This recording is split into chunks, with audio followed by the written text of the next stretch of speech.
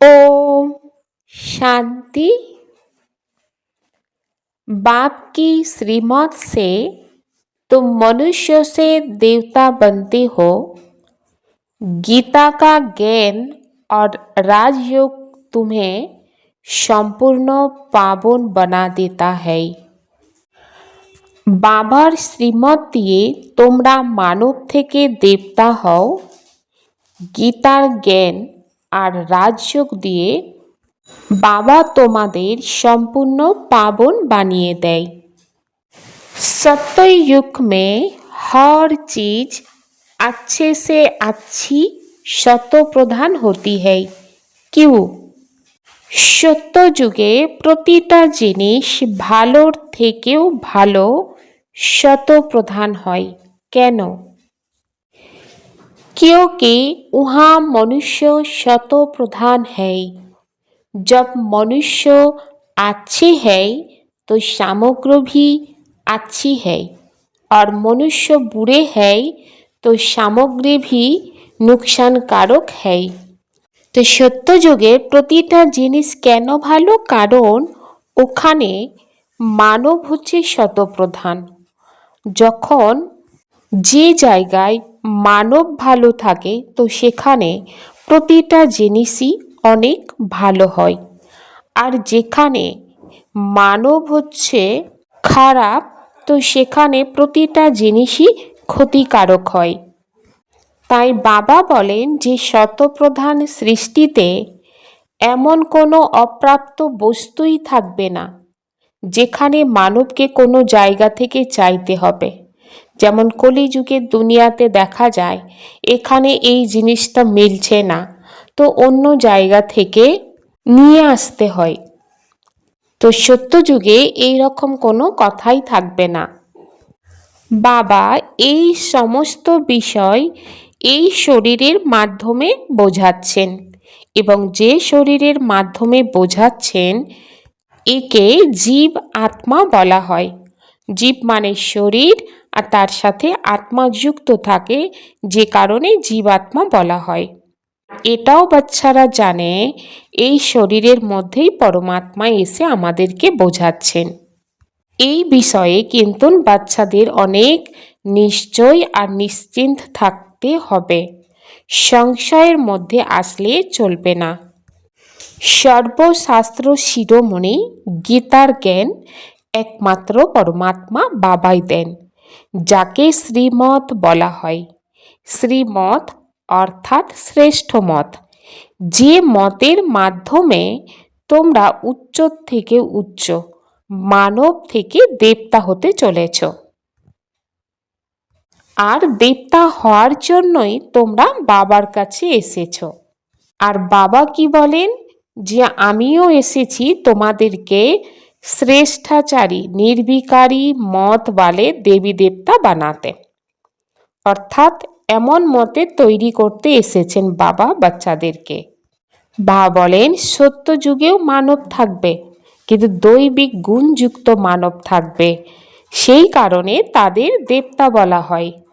কলিযুগেও মানব আছে, কিন্তু বাবা বলেন এরা আসুরি গুণ সম্পন্ন।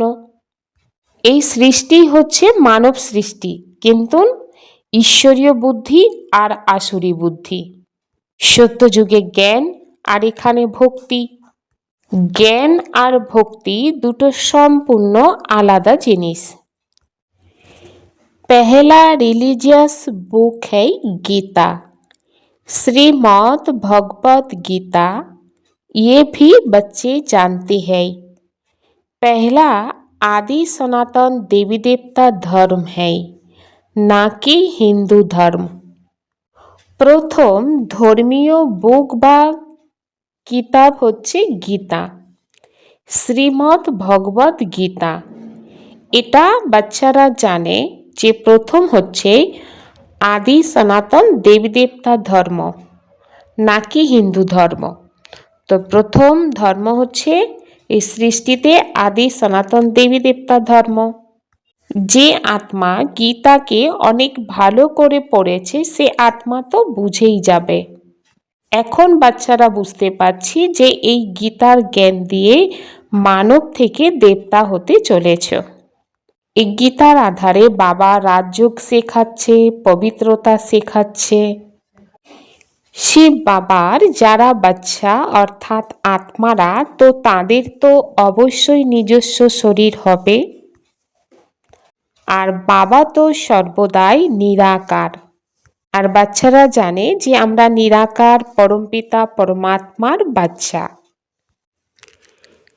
ইহ बहुत बड़ा झाड़ खलास हो, फिर दूसरा नया झाड़ कैसे बड़ा होता है, ये है गुप्त। এটা অনেক বড় একটা ঝাড় যে সৃষ্টিতে দাঁড়িয়ে আছে, মনুষ্য সৃষ্টিরূপী ঝাড়, যেটা অনেক পুরানো হয়ে গিয়েছে। তো তার জন্য বাবা কি বলেন, এই ঝাড় এখন খালাস হয়ে যাবে এবং দুসরা নতুন একটা ঝাড় সেটা বড় হবে এবং গুপ্তভাবে। তো গুপ্ত কেন বলছে? কারণ ঈশ্বরীয় জ্ঞান এতখানি গুপ্ত যেটা বাইরে থেকে দেখা যায় না, কিন্তু যে আত্মা এই জ্ঞানকে নেয়, গ্রহণ করে, সে আত্মা এটাকে অনুভব করে। পরমাত্মা বাবাও এই সৃষ্টিতে গুপ্তভাবে এসেছে। কারণে গুপ্ত, যার শারীরিক আকৃতি নেই সেই কারণে গুপ্ত থেকে গিয়েছে। কারণ পরমাত্মা বাবাকে দেখতে গেলে, অনুভব করতে গেলে দিব্য দৃষ্টি, দিব্য বুদ্ধির দরকার। তো সকল আত্মার এই দিব্য বুদ্ধি আর দিব্য জ্ঞান তো প্রাপ্ত হয় না। তো যাদের, যেসব আত্মারা প্রাপ্ত করেছে তাদের কাছেই বাবা প্রত্যক্ষ, বাকি সবাইয়ের কাছে গুপ্ত। আর এখন বাচ্চারা বুঝতে পারছে দৈবিক গুণের কলম এখন লাগানো হচ্ছে। বীজ থেকে প্রথম নাম্বারে যে পাতা বার হয়, সেই পাতা হচ্ছে সত্য যুগের প্রথম শ্রীকৃষ্ণের আত্মা। প্রথম শ্রীকৃষ্ণ, তারপর এরাই হবে পুনরায় লক্ষ্মী নারায়ণ। তো শ্রীকৃষ্ণের আত্মা ছোট, তো পাতা যেমন প্রথম বার হলে ছোট্ট হয়, তো শ্রীকৃষ্ণের আত্মা যে ছোট্ট থাকবে প্রথম নম্বর, তারপরে লক্ষ্মী নারায়ণের পদে আসবে। अभी तुम देवी देवता बन रहे हो, दैवी गुण धारण कर रहे हो। मूल बात ही ये है कि हमको दैवी गुण धारण करने हैं। এখন তোমরা দেবী দেবতা হতে চলেছ, দৈবিক গুণকেও ধারণ করছো। মূল কথা হচ্ছে আমাদের দৈবিক গুণ ধারণ করতে হবে, অর্থাৎ লক্ষ্মী নারায়ণ সমান হতে হবে। ভক্তি মার্গে লক্ষ্মী নারায়ণের যে চিত্র, এই চিত্রের অনেক পূজা হয়। আর জ্ঞান মার্গে এই চিত্রের মাধ্যমে তোমাদের জ্ঞান মিলছে যে এই রকম তোমাদের হতে হবে। ভক্তি মার্গে পূজা তো করে, কিন্তু এটা ভাবে না যে এই লক্ষ্মী নারায়ণ সমান আমাদের হতে হবে। এটা মানব ভুল করেও ভাবে না।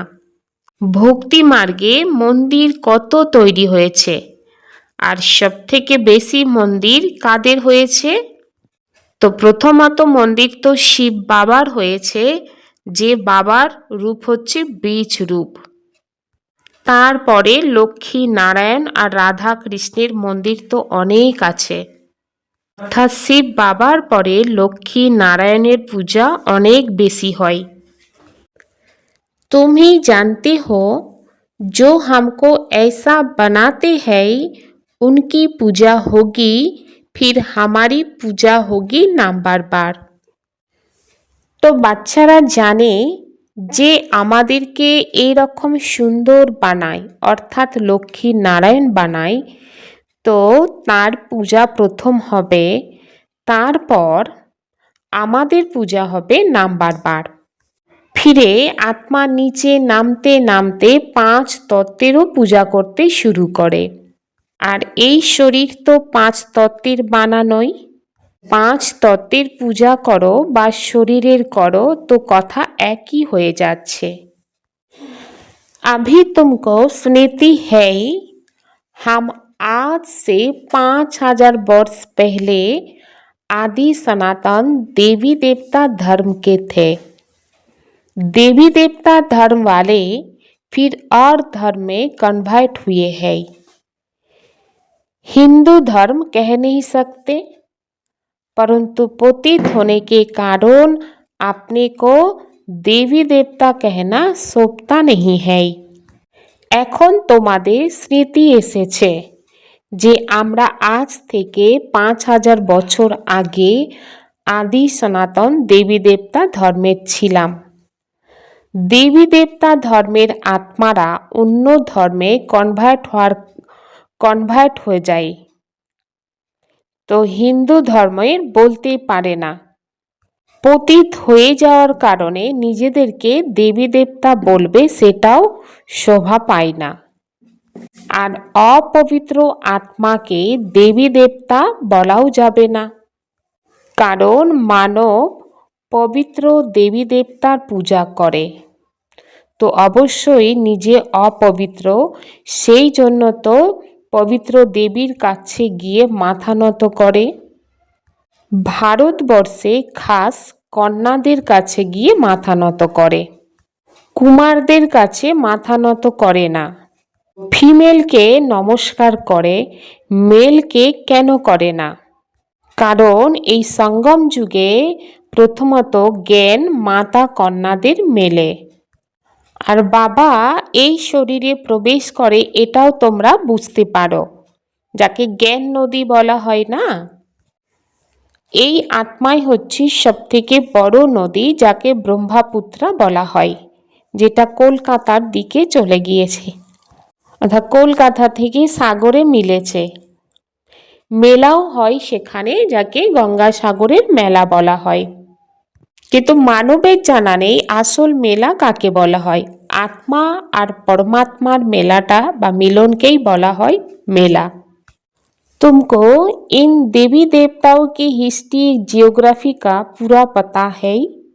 ये पवित्र पवित्री मार्ग वाले पूज्य थे। अभी तुम्हारी पोतित बने है ना, अभी पुजारी पोतित बने, तो सत्य युग में है पवित्र पवित्री मार्ग। তোমাদের এই দেবী দেবতাদের হিস্ট্রি জিওগ্রাফি সম্বন্ধে জানা আছে। এরা পবিত্র সংসারেই পূজ্য ছিল, এখন পূজারী পতিত হয়ে গিয়েছে। সত্যযুগে পবিত্র ছিল এবং সংসারী মার্গে ছিল, এই কলিযুগে অপবিত্র সংসারেই আছে। अभी मनुष्य सृष्टि का बीज रूप तुम्हारे सामने है। तुमको बैठ झाड़ का राज समझाते हैं, क्योंकि चैतन्य है। बताते हैं हमारा ये उल्टा झाड़ है। तुम समझा सकते हो जो भी इस दुनिया में है जड़ व चैतन्य हुबहू रिपीट करेंगे। এখন মনুষ্য সৃষ্টির বীজ রূপ অর্থাৎ শিব বাবা তোমাদের সামনেই আছে।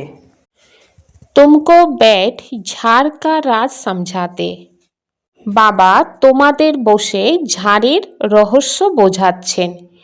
কেননা বাবা হচ্ছেন চৈতন্য, এবং এটা বলছে যে বৃক্ষ, যাকে কল্প বৃক্ষ বলা হয়েছে, তো এটা হচ্ছে উল্টো ঝাড়। তোমরা বোঝাতে পারো যা কিছু এই দুনিয়াতে আছে জড় বা চৈতন্য হুবহু রিপিট হবে। এখন এই দুনিয়াতে কত বৃদ্ধি পাচ্ছে, সত্য যুগে এত থাকবে না। এমনিতে মানব বলে থাকে এই জিনিস অস্ট্রেলিয়ার, এই জিনিস জাপানের, বা বলছেন সত্য যুগে কিন্তু এই অস্ট্রেলিয়া জাপান এইসব কোনো কিছুই থাকবে না, এইসব নাম থাকবে না।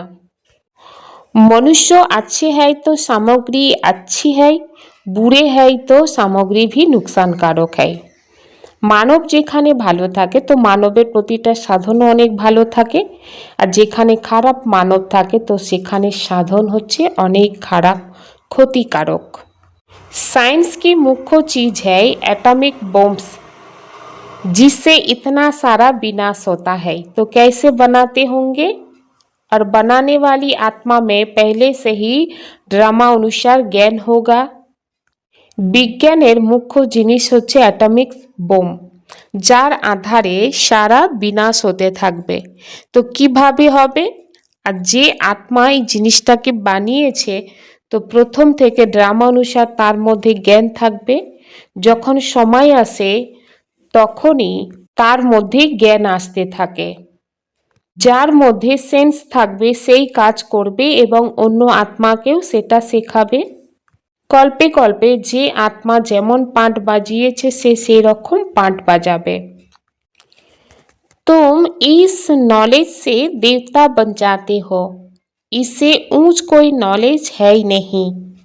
वह है माया की नॉलेज जिससे विनाश होता है। তোমরা এই নলেজ বা জ্ঞানের মাধ্যমে দেবতা হয়ে যাও। এর থেকে উচ্চ জ্ঞান আর কিছুই নেই। দুনিয়াতে মায়ার নলেজ বা জ্ঞান তো অনেক আছে যা দিয়ে বিনাশ হয়ে যায়। गुप्त ज्ञान का सिमरन कर हर्षित रहना है। देवताओं के चित्रों को सामने देखते उन्हें नमन वंदन करने के बजाय उन जैसा बनने के लिए दैविक गुण धारण करने हैं। বাবার দেয়া যে গুপ্ত জ্ঞান, এই জ্ঞানকে স্মরণ করতে হবে আর তার আধারে হর্ষিত থাকতে হবে। দেবতাদের সামনে দেখে তাদের নমস্কার করা বা বন্দনা করার পরিবর্তে তাদের সমান অর্থাৎ দেবতার সমান হওয়ার জন্য দৈবিক গুণকে ধারণ করতে হবে। सृष्टि के बीज रूप बाप और उनकी चैतन्य क्रिएशन को समझ नॉलेजफुल बनना, इस नॉलेज से बढ़कर और कोई नॉलेज नहीं हो सकती। इसी नशा में रहना है। सृष्टिर बीज रूप बाबा আর বাবার যে চৈতন্য ক্রিয়েশন তাদেরকে বুঝতে হবে, নলেজফুল হতে হবে। আর এই নলেজ দিয়ে নলেজ থেকে বেড়ে আর কোনো নলেজ হতেই পারে না। এই নেশাতে থাকতে হবে। एक बाप दूसरा ना कोई, इस पाठ की स्मृति से एक रस स्थिति बनाने वाले श्रेष्ठ आत्मा भाव। एक बाबा दूसरा ना कोई, এই পাঠকে স্মৃতিতে রেখে এক রস স্থিতি বানাবে তার জন্য শ্রেষ্ঠ আত্মা হও। एक बाबा दूसरा ना कोई, ये पाठ निरंतर याद हो तो स्थिति एक रस बन जाएगी। एक बाबा दूसरा ना कोई, এই পাঠ নিরন্তর যেন স্মরণে থাকে তো এক রস স্থিতি হয়ে যাবে। কেননা জ্ঞান তো সব কিছুই মিলে গিয়েছে, জ্ঞানের অনেক পয়েন্টও মিলেছে। জ্ঞানের অনেক পয়েন্ট প্রাপ্ত করার পরেও বুদ্ধিকে পয়েন্ট অর্থাৎ বিন্দু স্বরূপে স্থিত করতে হবে। তবেই এটাই হবে সেই সময়ের কামাল। কোন সময়ের কামাল?